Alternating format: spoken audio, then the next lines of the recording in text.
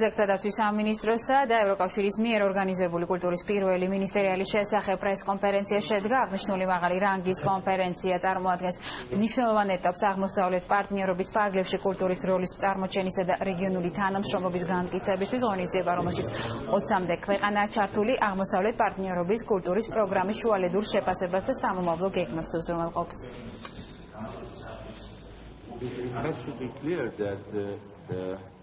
ჩემთვის დიდი პატივია ამ ღონისძიებაში მონაწილეობა.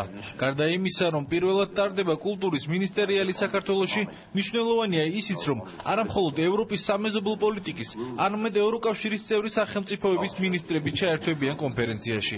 ევროპა არ ეყრდნობა მხოლოდ ეკონომიკურ და პოლიტიკურ რეალობას. ევროპის ცნება კულტურასაც მოიცავს. მნიშვნელოვანია, რომ საქართველოს პრემიერ-მინისტრიც ჩართულია კონფერენციაში და მასთან ერთად მოხდება რიგი საკითხების განხილვა.